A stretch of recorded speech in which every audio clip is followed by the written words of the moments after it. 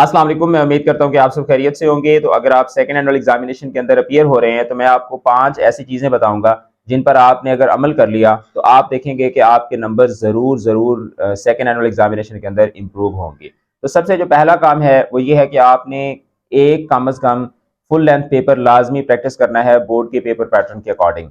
कोई सा भी एक पुराना पेपर उठा लें, उसको मुकम्मल बैठ के बोर्ड के पैटर्न के अकॉर्डिंग उसको सॉल्व करें। फिर उसके बाद वो किसी टीचर को चेक करवाएँ और उनसे पूछें कि मैंने ये पूरा पेपर सॉल्व किया है, इसको इसको ज़रा स्टडी करें और बताएं कि मैंने कहाँ पे कौन सी गलती की है और कौन सी मुझे गलती नहीं करनी चाहिए। ये एक बहुत इंपॉर्टेंट चीज़ है, ये आपने लाजमी लाजमी करनी है। अगर आपको किसी को पैसे दे के भी, क्योंकि जाहिर बात है लोगों का टाइम बहुत कीमती होता है, तो अगर आपको वैसे कोई टाइम नहीं दे रहा तो आप उनको बेशक पे करें, लेकिन ये काम आपने लाजमी करना है जिस पेपर के लिए भी आप इम्प्रूवमेंट का इम्तिहान दे रहे हैं। दूसरा काम आपने ये करना है कि आपने जो पास पेपर्स हैं उन सबको गो थ्रू जरूर करना है और आपने देखना है कि उसमें किस किस तरह के क्वेश्चंस आए हुए हैं और आपने उन क्वेश्चन को अगर पॉसिबल हो तो उनको अटेम्प्ट करके भी देखना है ताकि आपको पता चले कि आपकी प्रिपरेशन किस लेवल की है।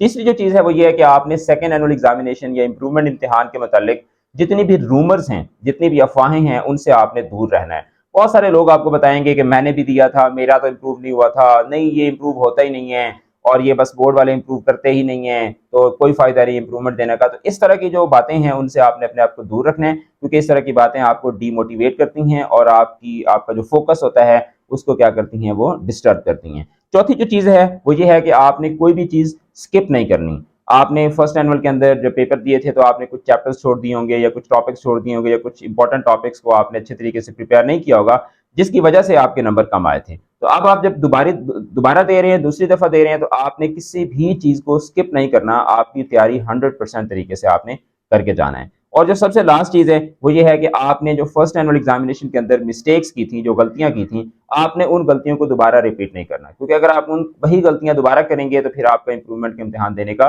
कोई फायदा नहीं होगा। हर इंसान को अपनी गलतियां पता होती हैं। जब मैं स्टूडेंट था तो मैंने कौन कौन सी गलतियां की थी, वो आज से 15 साल पहले, 20 साल पहले, जो मैंने मैट्रिक के अंदर, एफएससी के अंदर गलतियां की थी, वो मुझे अभी भी याद हैं। और हर इंसान को अपनी गलतियां पता होती हैं। अब बहुत सारे लोग होते हैं वो अपनी गलतियों पर आंखें बंद कर लेते हैं और वो बाकी सारी चीजों पे नहीं, वो फलाने की गलती थी, फलाने की गलती थी, मैं तो बिल्कुल ठीक था। तो अगर आप अपने आप से झूठ बोलते रहेंगे तो फिर तो मसला हल नहीं होगा। आपने जो गलतियां की थी वो एग्जैक्टली आपको पता है। अगर मेरी आवाज आप सुन रहे हैं तो आपको पता है कि आपने कौन सी गलतियां की थी। तो बेटा आपने सेकंड एनुअल एग्जामिनेशन के अंदर वो गलतियां दोबारा नहीं करनी। तो अपनी गलतियों से सबक सीखें। तो इंशाल्लाह इन 5 चीजें जो मैंने आपको बताई हैं, इन पे अगर आप अमल करेंगे तो यूल सी कि आपके नंबर जरूर जरूर जो हैं वो इम्प्रूव होंगे। चैनल के साथ जुड़े रहें, अपना रखिएगा बहुत बहुत ज्यादा ख्याल। All the best. खुदा हाफिज।